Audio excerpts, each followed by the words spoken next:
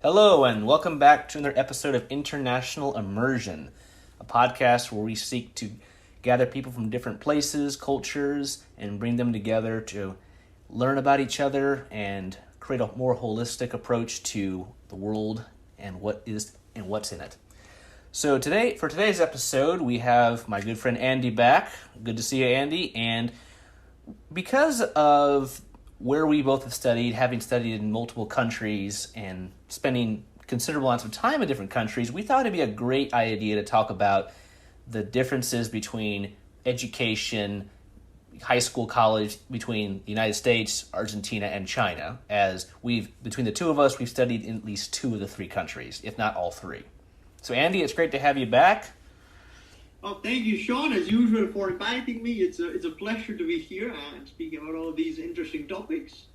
We got a very nice session for you guys today. We'll be touching on a lot of topics, so I'm super excited to begin this. Likewise. So, it's pretty neat, Andy, because between the two of us, we've had, this wonderful opportunity or opportunities to study in multiple countries and come away with so much from that process, because so few people ever leave their home countries or even get the opportunity to study abroad or even complete a whole degree overseas. And I think it really will impact anyone who does it, and you'll come away a different person, not like in your core beliefs and values, but you'll just come away with a different look on life or perspective on the world. Mm-hmm. So I totally agree. It's definitely a truly unique thing to be able to experience different educational systems, right? Because, we learn from, their strongest points, their weakest points, and there's so much that we can appreciate about each one of them. And, ultimately, I guess when it's time for us to choose where we want to send our sons to or our daughters, we can choose the better of all of these systems. If not, create our own system, right? Exactly. Take the best and make it into something that's, a combination of everything, as they say, an eclectic approach. So, Andy, up until this point, you studied in both Argentina, China, and the U.S. Yes, that is correct. I can tell you a little bit about that if you want. For sure. So can you just kind of give us a little background about what you did in each country? Absolutely. I'll try to be brief because I want to touch on many topics. So. Oh, I understand. It's hard to keep that simple. It's gonna be hard. All right, let's do this. I did high school in Argentina. I did from preschool to high school here in Argentina at the same establishment. This was a Scottish school because Argentina, it has many English and Scottish schools. They have a lot of international schools from different countries. But that's because early in the day, I think I mentioned that before, we were an immigrant country, and they would folks would establish schools in here. And we were a Spanish colony, but one interesting point is that we had a lot of British influence back home. We were almost super close to actually being a British colony too. And what they left us besides the railroads were schools. So that in my case, I went to a school called St. Andrews from Scotland. Super interesting. You'll see in every big assembly there would be a bagpipe, someone playing the bagpipe, and so every time I hear a Scottish song, I mean it's just reminiscent from those days. Also, even if it was an Argentine assembly of sorts or celebration, there will also be a bagpipe there. I did British examinations too in my final year.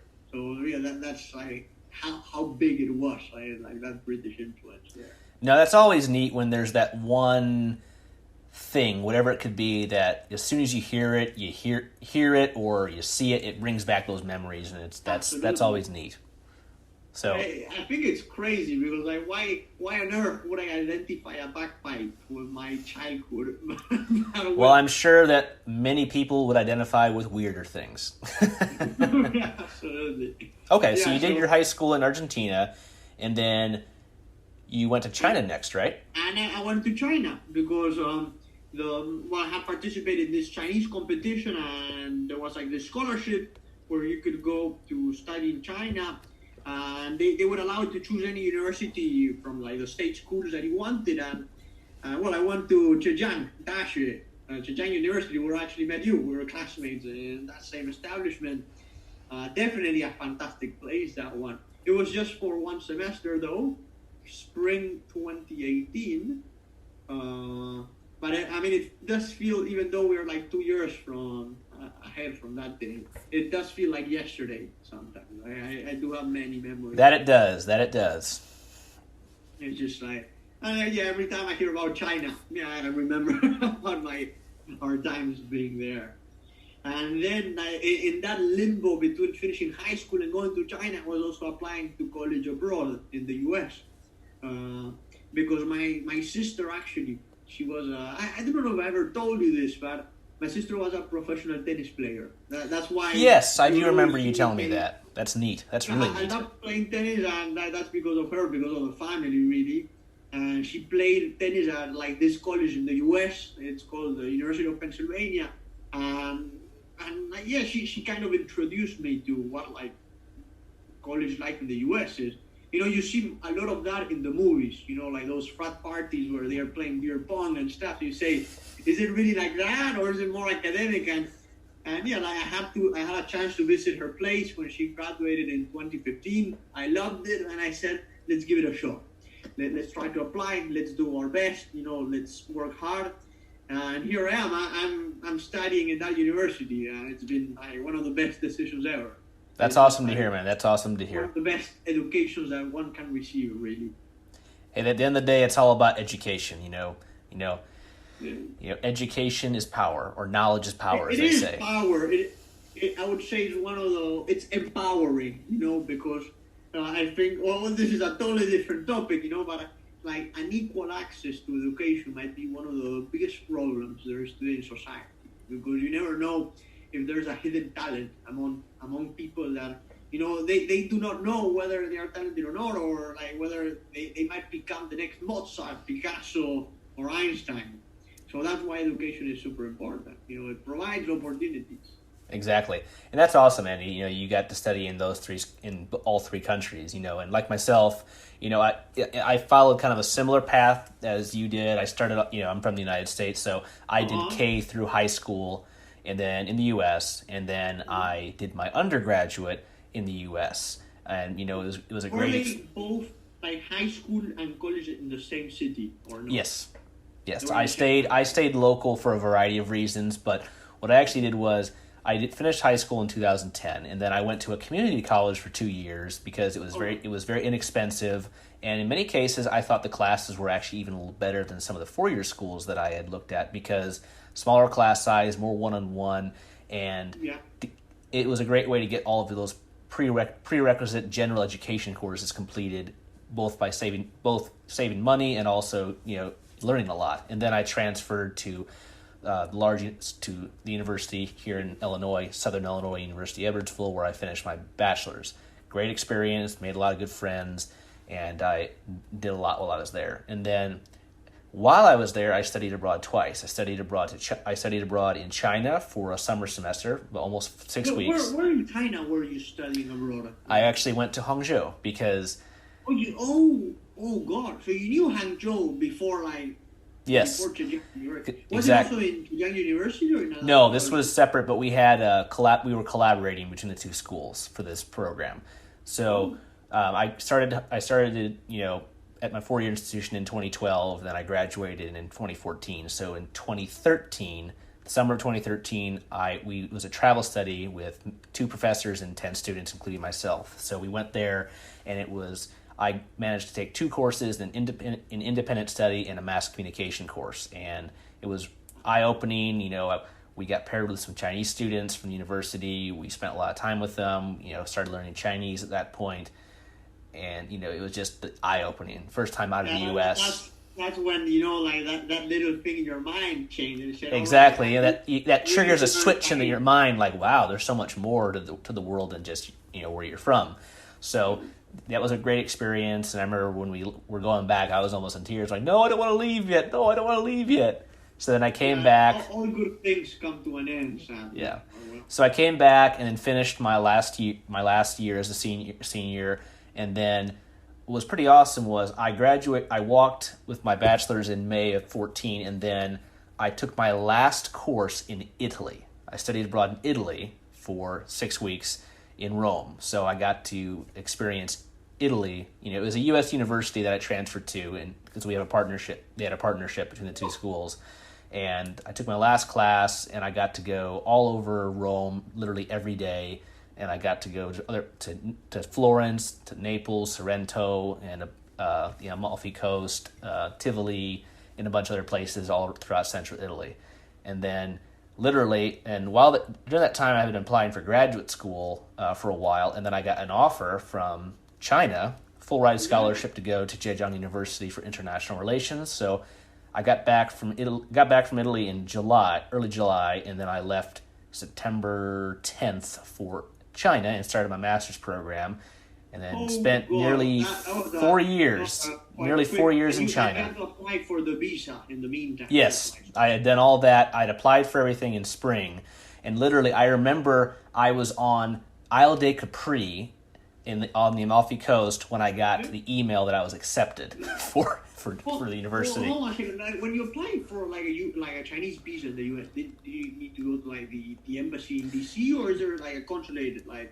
There's a consulate in Chicago. So what I did was, because I had never done this before, there's a service that the university uses for their study abroads or their study abroad, trips. So I used that service. Paid them $200. They had a courier, took it up, and got back, had everything done, and then I got everything I needed. So that was it was quite simple. It's very easy. It's seamless, yeah. It's not quick, but it's not difficult to get a Chinese visa or a student visa. And then, so literally, I went there. I completed my master's in about 2.5 years.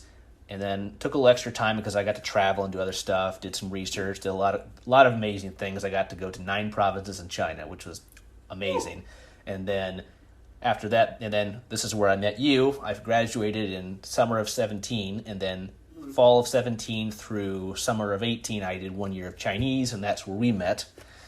And then we met in your last semester. Right? Exactly. We met in my last semester. And then I remember, we finished up the Chinese course. We got our certificate, and then you headed back to Argentina. I flew back to the U.S., and then I got a job at my old university, which is pretty awesome.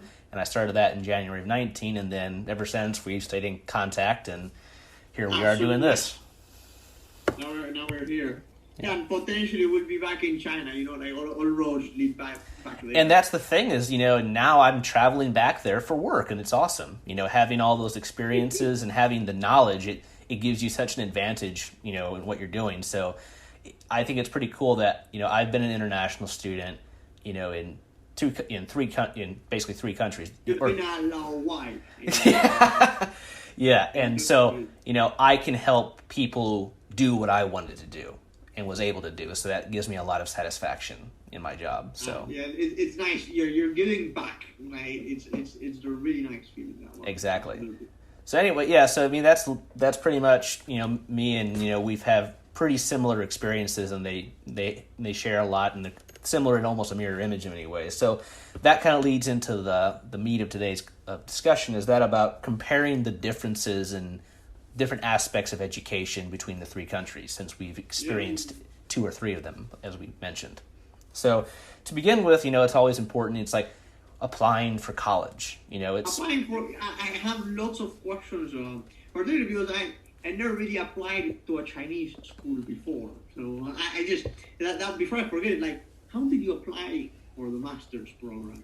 So pretty much, I would say, like, applying for school in the U.S., China, they're very similar. You have to go, you have to do your research, figure out what you want to do. So once you decide, you go. I went to Zhejiang University's website, and I went to their application page. All of the requirements there that you would need.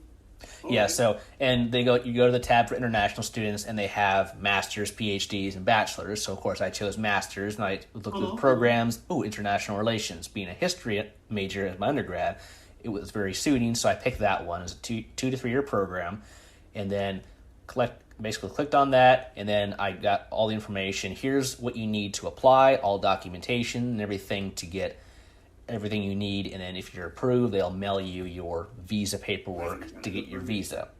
And then, so basically it was just like, but I had to mail it all out. So basically I got all Wait, hold on a second. You have to like mail that to China. Yeah, it was a two-part process. There was an online application, which is very common. You do the online application, you submit that, and once that's done, then you have to compose all of your documents and then ship that out. They just don't let you like upload a PDF of that. Some of them, yes, but other stuff they need originals. So.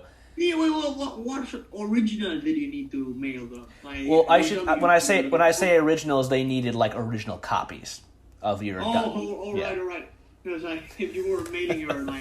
Oh no! I would never mail my diploma. So. Yeah, that's a risky move there. And actually, and the main thing is, I didn't actually receive my diploma when I applied because I was still an undergrad. So I had to send a up to date transcript and certification that I will be graduating. And then when I actually did arrive, I presented the diploma, and then they removed that hold for me. But it was very straightforward. And no exams, no GRE of sorts, or not for this program, no. But I had to have 3 letters of recommendation. I had to have a personal statement. I had to have transcripts, basically a certification for your diploma, or you'll be getting your diploma, and then a personal statement or like some sort of like motivation letter. Yeah, personal statement. Why, and then basically a full and then there were passport photo, a medical examination check, and so it was a pretty thick packet of stuff I had to do. It took me several months to get everything together because I was working on my senior thesis at the time, so I was really stretched thin on time. Really not that much time to like handle everything at the same time. Yeah, but I mean it wasn't difficult. It was just time consuming. So and also. When I was talking with one of their mission coordinators, who I got to know pretty well later on, he advised me, "Oh, go ahead and apply for some of our scholarships." And I hadn't even thought about it. And they had two literal full ride scholarships. One was a scholarship through the university, and one was through basically they were offering like a government scholarship for international students. For international. But like you do that once you're admitted, or can you do that while you're applying? While you're applying, but it's a separate application. So I had I sent out the application for admission, and then I had to collect all the documentation for the scholarship and then send that out. Mm-hmm. So then, literally, I remember I sent that out in April because the deadline was middle of April. So I sent it out, and I'm just like, okay, we'll see what happens. And then it's pray, right? Yeah, and then literally and then when I was in Italy. Finished last week of my time there. That's when I got the email while I was on Capri, and I got. But hold on, so you sent it in April, and the email you received it in what, June was? Very end of June. I think it was like June 27th or 28th. So literally right about this time. Yeah, right about this time. Wow. Yeah, and I remember it was pretty awesome that I was like, oh my, because I mean, it's a good feeling, right? Oh yeah, it's great to see that you're admitted, and then by the way, you got the scholarship, and I'm like, oh my god. No, I like the nice feeling that you can continue traveling, like the exactly journey, that feeling of adventure, right? It will go on. Exactly. Yeah. So I would say between the two countries, it's similar. It just depends on the universities, especially now working at one. It really depends on each university and their procedure, I would say. So, with that being said, what's it like in Argentina? Now, I know you didn't do your undergrad in Argentina, but I know you know people who do or who did. I know people. I'd say it's as simple as it could be, as far as I'm concerned, in the sense that there's not really an exam that you need to do, so there's no SATs nor ACTs of sorts that you need to do. There's in like the big city, Buenos Aires, there's many state schools. There's also a couple of private schools there. I mean, I'm referring to universities, but you just simply say, all right, what major do you have? Let's say business administration. Can I sign up for it? Sure, you sign up for that. You're all set. Here's a caveat. at least in the state schools, what they make you do is you need to go for a compulsory 1 year curricula. I mean, and it's all free, I should say. Like, at least in the state school, you don't pay a single dime. It's all like, oh my God, that is music to my ears because, as you know, the U.S. education is great, but it is so expensive. It is expensive. Like here, yeah. So like you sign up for a course that you want, and it's free, so great. But like the thing is, you have this 1 year where there's like you can call it a common curriculum. Why? Because they want to get everybody at the same level. You're gonna have a background in Argentine history, some sort of background in maths, some sort of background in like linguistics. A common curriculum. Even though you might already come knowing that stuff, you still have to do it because you'll probably meet like people from all sorts of majors and stuff. And then you do that for a year, you do the topics, and then you're formally admitted to the university on that major that you chose. And in contrast to the US, I would say most of the classes that you end up taking will be just of your major. You don't take like general requirements or like that sort of stuff because you already did it, right? You just took like that common core.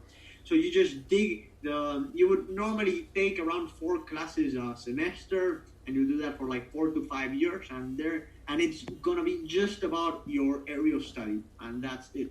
No electives, no anything as far as I'm concerned. I would agree with you, but I would say that for most, like when I was in college in the U.S., the first 2 years were mostly general electives. You had to have science. You have science, social science, math, English, and then other electives because you had to. You guys had a writing seminar. I had a writing seminar too, and that sucks. They teach you how to write, which is like pretty good. Well, and one advantage for the US is that you might come to college without really knowing what you want to study. So this sort of exploring different classes and extracurriculars, we'll speak about it afterwards. But you can explore different sorts of things, and you can decide afterwards. And here you are all set for that one thing that you chose. Yeah, and I would say that like most students, they have to take the general education courses at least the first 2 years. But some majors, it's more focused. It's more focused from the exactly. beginning. But it would just depend because like I know you're doing engineering. Yeah, I am doing engineering, but I still have. They make me take a couple of like exactly. And I remember it was really interesting because I'm not an engineer, but I'm a social scientist as a history major and then an international relations master's graduate. Mm-hmm. So we learn a lot, and then I've met engineers and other people, and there's a lot you can learn from each other. But I remember a lot of the engineering students I met, they were like, "Hey, I need help with this writing. They were like, how can you write all these styles? I mean, it's just part of our education, but they don't learn. They can still learn a lot, but they didn't learn as much as I did on that. But likewise, I don't know a lot of stuff they're doing because I haven't learned it. Absolutely, yeah. It's always. I mean, like the world we live in right now, it's so interdisciplinary, and you need skills coming from every discipline. Exactly. So you're trying to build a toolbox, to be as prepared as possible. To go out to the world once you're done with your degree. And what's let's say, whether you're going to build, imagine you have your toolbox there, and whether you're going to build a house, whether you're going to build a vehicle, whether you're going to build like whatever, you don't know. And you also need to anticipate what tools to equip yourself with. Right? It could be a saw, it could be all sorts of hammers, because you wanna like specialize in hammers or whatever. So, and you know about this because you like construction too. So I guess this is the perfect metaphor. No, you hit it right. You hit it right on the nail. And I think that's right on the nail, one would say. Yeah. So yeah, I would say the approach is the application process and kind of the methodology. It's pretty much goes in line with what you're saying, and that kind of leads into another point, and that would be the education style, which we've already touched on a bit. Style. Wow. I'd say here you would have. There's like lecture based. It's like this thing about like small seminar courses or recitations. I haven't heard much of. I'm mostly aware of like big lecture halls where there's lots of people. Since most universities are public anyways, you have like a bunch of students coming in. and you don't really need to be signed up in the university to actually be on a class. Like literally any stranger, I can walk like there if I wanted to, and nobody would say a thing. And like the teaching style, there's like I wouldn't say you don't get like that same professor-student interaction as you would in the U.S. But definitely Argentine students, they ask questions. They raise their hands. They're inquisitive. At least in my experience in high school. No, I would definitely agree with you. I would definitely agree with you because American students were taught, to ask questions, challenge, not in a bad way, but just challenge to learn and to question authority to an extent. How far that goes, it varies. But I would say from what you're saying, that seems to be something that both American and Argentinian students have in common. But in China, it's very different on that. Especially from doing my master's there and having been in classes with other Chinese, mixed, us international students were much more willing to raise questions, question the professor, challenge the professor in a way, and the Chinese students would not do that. Exactly, and that's one thing I've learned from many of them is that when they're in primary school, middle school, high school, that's bad to challenge.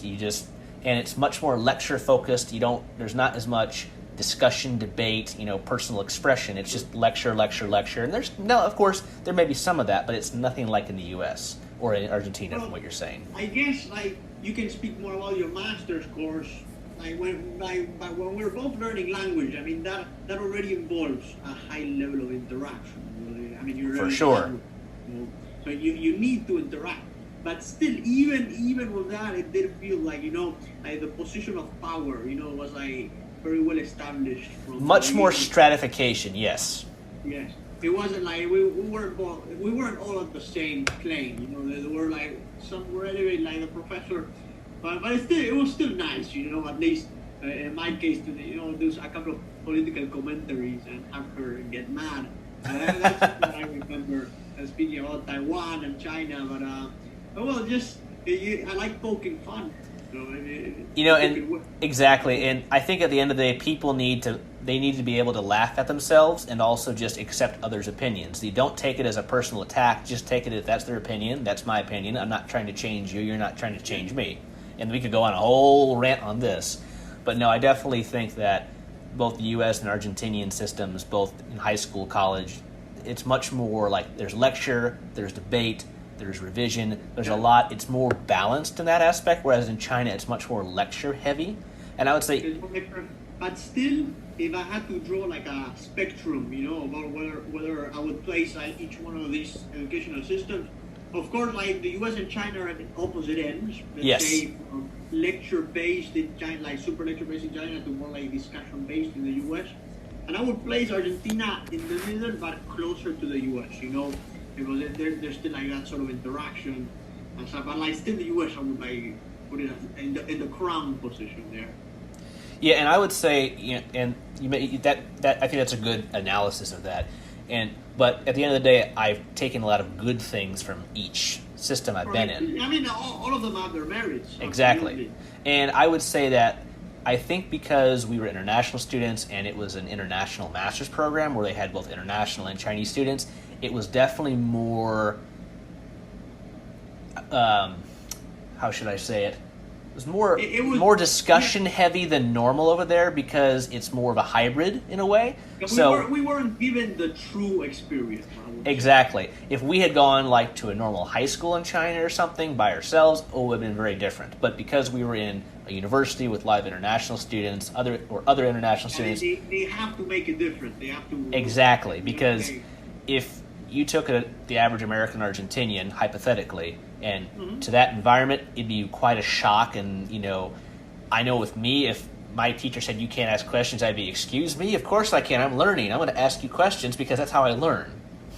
You learn from mistakes. You learn from, you learn from all sort of experiences. And that's but they just limit yourself to a single method. Yes. No, and I think, Another distinction I wanted to point out is that, in Argentina, I know about this, and in the U.S., in both systems, you have teaching assistants. Yes. To the professor, which are For those of you who don't know, are like, like perhaps undergrads, perhaps like master students who just like help give the class, whether it is in a recitation after the lecture time, or just like answering questions, grading homeworks, answering emails, all sort of things. Well, I don't think that's the case in China, is it? I mean, I've encountered teaching assistants or graduate assistants in China, but I wouldn't say it's the same as it is in the U.S. I don't know enough about it to make it a definitive comparison, but I know at our school, there's a lot of graduate assistants or assistantships that we offer, and those could be teaching, research, or just general.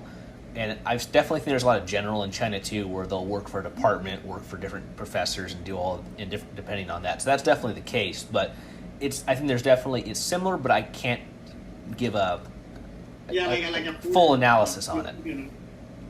Well, yeah, I had a feeling that, at least in my case, I've never seen one. Well, I didn't know what a teaching assistant was when I was in China, so I wasn't very, I wasn't very attentive to actually finding them.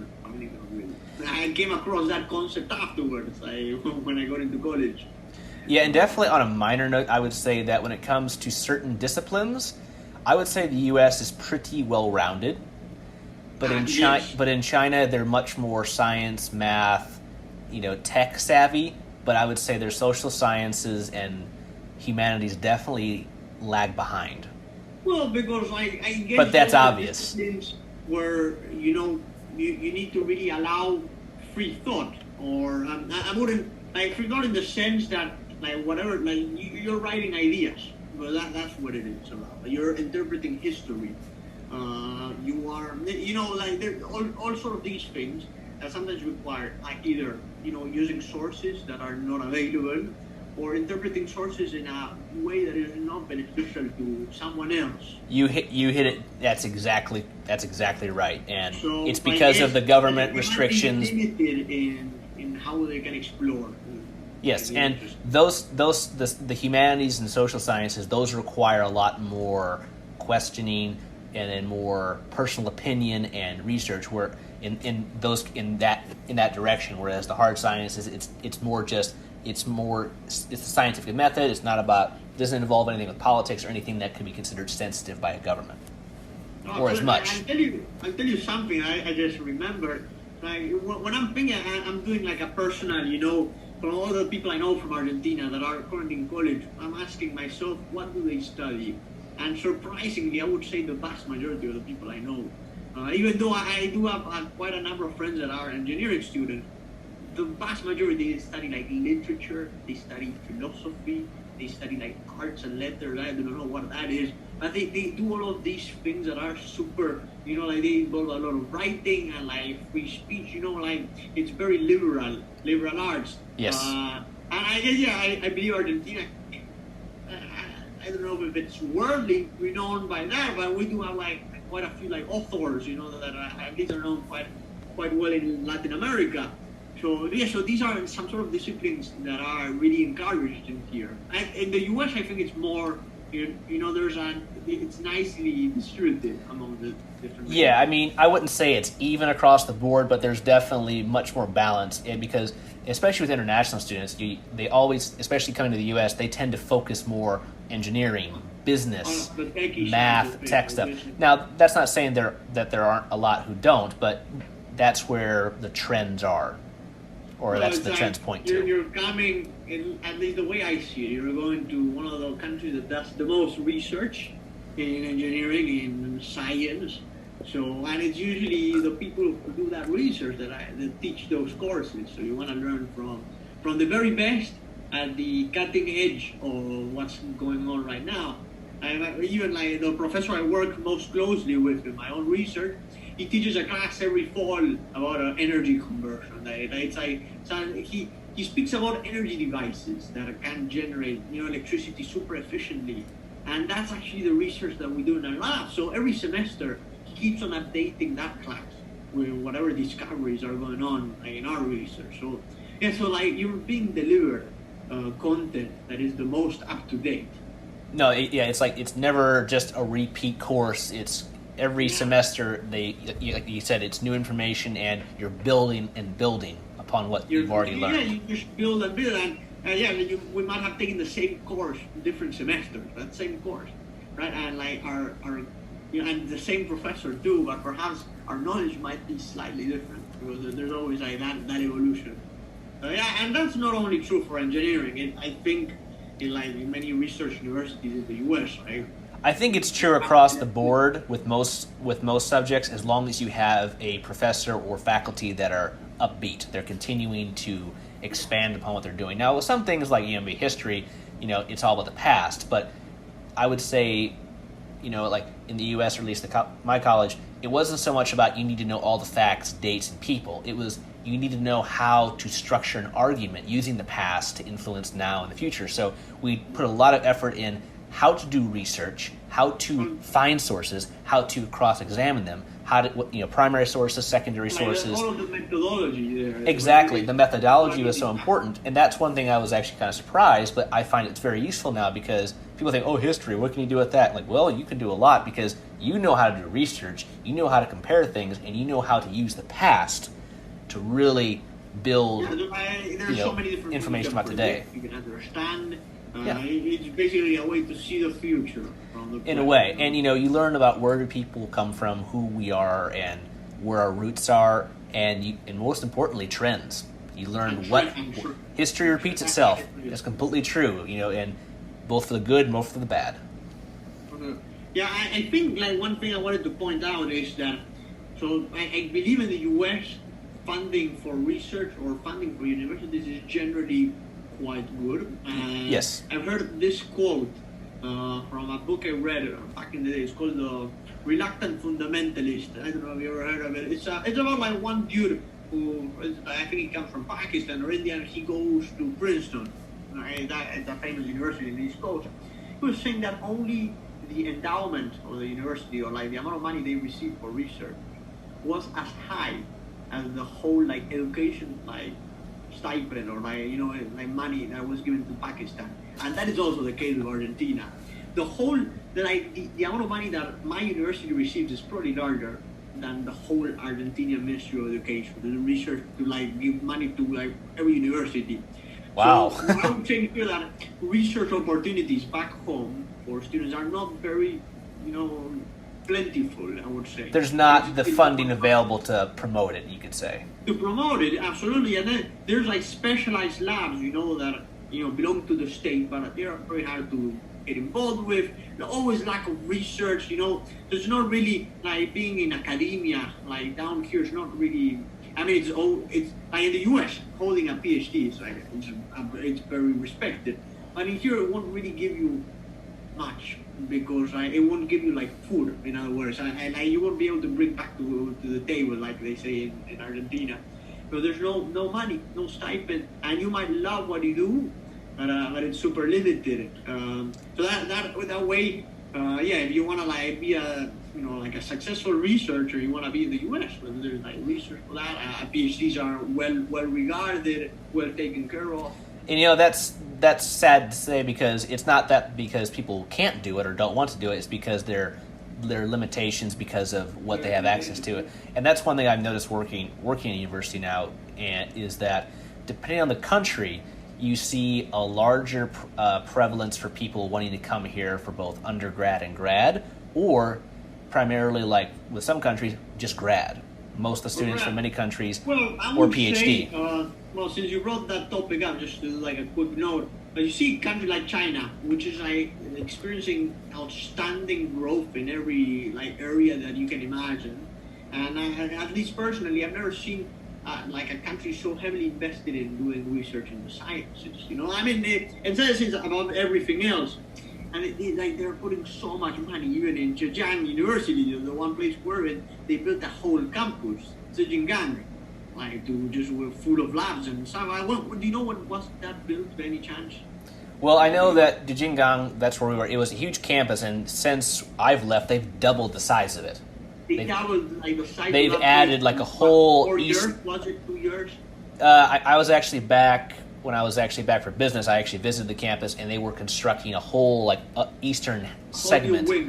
And I know they were adding more programs, and because there was a huge biology building on Zhejiang campus, and that's where, and I've been at there. It's full of labs, and there's a lot, chemistry, biology, physics, and then pharmacy and of PhD students or researchers, and it's not enough the amount of researchers they can produce in a year. So and in my opinion, that is fascinating because at the end of the day, it's all you're contributing towards expanding the boundaries of human knowledge, regardless of where you are in the world.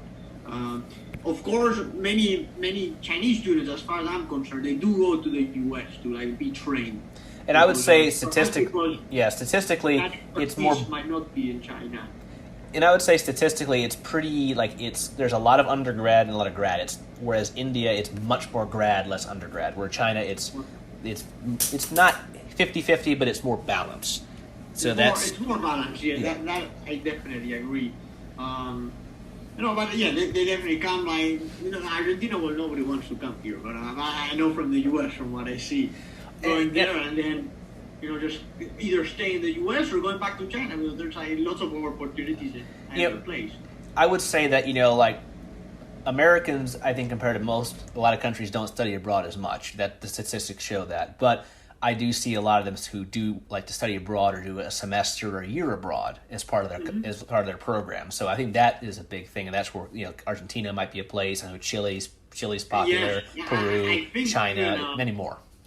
I think my school offers some sort of program to Argentina, but I think it might be just for the summer. We have a lot of programs that we send students off different countries, and we have our partners overseas, the partner universities. So, I think we've hit it. We've been very comprehensive in discussing that, and I would say the last thing for today would be a little bit about just campus life. Between the three. That is definitely really good. And I can start off by saying that campus life between the three is definitely different. I mean, there's similarities. Definitely different. And I would say in the U.S., because I'm from the Midwest, so I didn't live on campus. I lived in my hometown. I saved a lot of money that way, so I would commute to campus every day because it was only a few miles from my house. So I didn't live on campus. I didn't get the full, live on campus experience in the U.S., but I had a lot of friends who live there, so I go to parties and do stuff, kind of back to what you're saying, American kids party. That is definitely true, but it's not. It depends on the person and depends on how seriously the students take their education. I know it does, right? But let's be serious for one moment. This is one thing I wanted to really confirm. When I went to my first frat party, because you gotta go at least to one frat party in your life, right? Because of course, you've seen that in movies. They make tons of movie scenes about the beer pong scene. They're throwing and you see all of the brothers hanging out and being all drunk. I wanted to really see that. I wanted to see the decor inside the houses, and it was so real. It felt like I was in a movie, really. And that is what I love the most. It's the way they depict at least that social aspect of university life in the U.S. in the movies. It's quite close to the real thing. At least I'm speaking from an international perspective. My imagination was fulfilled. No, I would say I've seen plenty of movies that involve college parties and stuff, and I would definitely say that they're very similar. And a lot of times it's hits it right on the head. But a lot of the extreme things, that's not necessarily as true. I mean, there's definitely crazy things that happen, but they do happen, but perhaps in other environments. Yeah. But I would say that there's still a lot of craziness, but it was actually worse in the past because they've really cracked down on a lot of activities that were borderline dangerous. But you hear from the 60s, 70s, 80s, 90s. It was a little crazier back then. From talking to my family and friends who went to school, long before I did.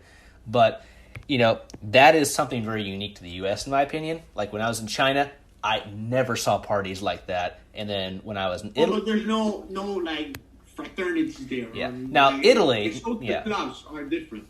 Now, when I was in Italy, yes, there was a little more. But it was mainly the other American students and the Italians kind of getting together and hanging out. It was definitely more party there, but it was different because it was more... You'd have to leave the campus to go do it, and if you did do it on campus, you had to be careful because there were the restrictions were like more. police patrolling around. Not even so much that, it's just that the ordinances for noise and other things on campus were stricter than it was in the U.S. Yeah, like in Italy it was like more city-based, right? So you yes. have like those yeah, because we're in Rome, and then Zhejiang is in the middle of Hangzhou. Yeah. Exactly. Now, that's not saying that I didn't go to parties in China at Zhejiang University. I did. It's just they weren't like, they never were as crazy or never you as weren't wild. going to like karaoke parties, so you're Yes. just like drinking, I don't know, like Mao Tai Jiu or like Maltaijiu, PGO, beer, no PGO. a lot of junk food, and then singing. And, there may be a lot of laughing, giggling as people get more and more drunk. I like that. It's just different, You sing a little Katy Perry there, like some of the biggest hits. Yeah, the style of partying is definitely different. And when I came back to visit after in 2016, my second year of my grad program, I came back in the winter to visit family. And one of my buddies in China, he was an undergrad there. He came back with me for 2 weeks, and I still had friends at my old university who were seniors. So I took him to a college party. He about died. He was like, "Oh my God, I think I'm in a movie," and he was so terrified at first, and then after a while, he was having so much fun. It was hilarious. He went from like pure terror to like, "I like this. This is so much fun." No, God, that is hilarious what you're telling me. I can't imagine. Yeah, but then, definitely, I'm trying to make memory on how's like party life there in China. But I would say I am a little biased because I think it only happened among the international students. You yes, really didn't see. I would completely agree with you. Now, I would say the international students would organize, instigate most of it, and then and somebody would join. Exactly, and as the semester or as the time went by, the longer they were there, and the more Chinese they met, then you would see more and more Chinese kind of join because. At first they'd be like, "Oh my goodness, this is different," and then later we get it. Absolutely, yeah. It's just I don't know. Yeah, but it was also like the soccer World Cup back in those days. So again, I don't know whether they were celebrating about that, whether it was like normal to be celebrating. Yeah, and I would say just the difference between like living on campus because. Like I said, I didn't live on campus in the U.S., but I lived on campus in Italy and I lived on campus in China. And I would say the difference between the U.S. and the other two countries is in both China and Italy, a lot more walking. You walk a lot more. And, you walk a lot more, yeah. And it's just more...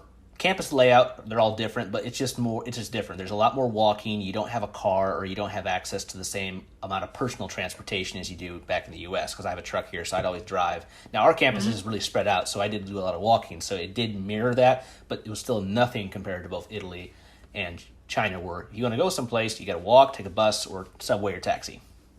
Well, at least when you go off campus. Yes. Like public transportation, yeah. And in terms of, I have like this question about campus, like just like architecture in general. Do you think that in China it was less green? Like the campus was like green in the sense that like trees and stuff as compared to the U.S. Yeah, I would say like in the U.S. the universities the architecture can range widely, but in China it's more they kind of have a similar style. Like it can be a little more like. Cold War looking or for lack of a better way of saying it, it's more like abrupt, a little more, just like it's a big building, it's like a concrete building. It's just more industrial, whereas in the US it's a little more, there's more aesthetics to a lot of the buildings. Maybe older, newer, but in China it's just a little more. But with Zhejiang University and Zhejiang and Yichuan campuses, you could see the difference. Like the older stuff was kind of neat, and then you had this the more modern, which could be very crude or also more futuristic. Oh, well, more futuristic, yeah. It depended on like whether they hired a good architect or not. Yeah. And then just oppose that to Italy. Oh my God, Italy was old. It was very old, because you're in Rome. Well, so you're studying history at the college itself. Right? Exactly. Probably the college was built like 1,000 years ago or so. And that's the thing. I would say Italy has probably been the most diverse place I've ever been to in terms of architecture being brand new or going back to pre-Rome. So, whereas in China, everything is modern, or in the U.S., everything is within. In the U.S., everything is, I would say, within 50 to 100, maybe 150, 200 years old, if you're depending on where you are. So there's a little more diversity than in China because they've kind of just wiped the slate clean when they rebuilt everything, post 1960s and 70s. Whereas in the U.S., we still have enough history yet to really give a good it's still sampling. There's like many colleges you have like really old buildings and stuff. Well, and like another question that just came up to my mind is: so let's say you're walking in a campus, China, U.S. In which one of them would you find more students like engaging with themselves like outside? Like in the U.S., like one picture I have is like folks playing in the park like frisbee, or like some like quick football there, like a sprint football there, or like just lying around in a hammock reading a book. Is that I didn't see that in China. Yes, I would definitely support that argument. In the U.S., you always see people mingling, talking, doing stuff, activities, etc. In China, you see people talking, but they keep much more to themselves. And another difference is that on U.S. campuses, the library is full, but you'll probably find more students in cafes, off campus, or in different places where they will be drinking coffee, tea, or doing their homework. Whereas in China, all the Chinese students would be in their labs, the library, or other academic facilities. All as international students, we would be there too, but more of us you'd find in all the coffee shops or cafe guan, cha guan, tea shops. The coffee shops and the tea shops. And it'd be hilarious because you go there and maybe 50% or more of the people there are all international students. It's just the difference in style of personal study when you get your homework, So that was one difference for sure. And I'm thinking like here back in Argentina, the concept of a college campus is not like it hasn't really been developed. You have like buildings in the city, so it's like you don't really have much of a campus experience. You just go there, you take the class, and then you go because like there's not even dorms to begin with. You just like go back to your home or wherever you need to be at. So that's definitely something I really appreciate about like being in the U.S. It's just like you get a beautiful experience and engaging with people in extracurricular activities too, because like that's also another learning environment. And there's definitely a lot of opportunities for that in China. I joined some clubs, and I met my good friend who went to the U.S., and I joined his club. We did a lot of cool stuff. So there's definitely opportunities, but you have to be to be more aggressive and maybe going about them. They're not as advertised as much. Now there was definitely stuff advertised for us international students to do, but if you wanted to get involved with more with the Chinese students were doing, you would have to kind of invade them a bit to kind of get involved with them. Yeah, I remember I wanted to join the club tennis team, and it was like that was like one of the hardest things I did. It can be, it's definitely difficult and awkward sometimes because they're like, "You're doing what? Oh, okay." They're trying to communicate in a foreign language, like how to. But do something. That's how you learn. You have to break out of your comfort zone in order to do that. You need to go out and try and do it for yourself. No, I think that kind of gives a good sampling of the campus life. There's a lot more we could discuss, but I would say it's definitely different. There's of course similarities, but you all have to go to class and all the normal college routines. But just how the students go about their day and what you can and can't do, or just your ability to move around, that definitely can vary across all three countries. But I would definitely say that it seems Argentina, Italy, and the U.S. definitely have more similarities than China. Absolutely. So I mean, in terms of like social life and stuff, you end up like hanging out with your friends afterwards and stuff. So. Exactly. So, well, Andy, it's been a great episode to do with you today. We're almost out of time, but we will pick this up on part 2, where we'll go into the additional aspects we want to cover. So I just wanted to thank you again, and I think we've really hit this hard and really broken down a lot of the the aspects that define education. It makes me appreciate where I'm right now, where we've been. Makes me think what I want to still do, because I mean we're both still young, and I don't know, it's just like very, very nice to speak about these topics. It's very interesting.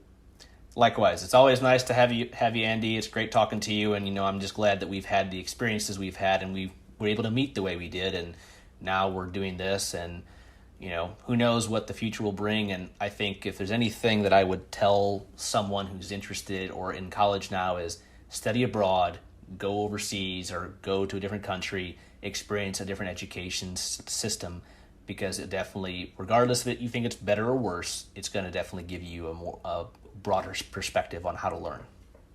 Yeah, absolutely. At least it will make you appreciate either one of those systems more. For sure. So, well, Andy, until next time, this has been another episode of International Immersion. Please let us know if you have any questions, send us an email, send us likes, and we will see you on the next episode. Bye-bye.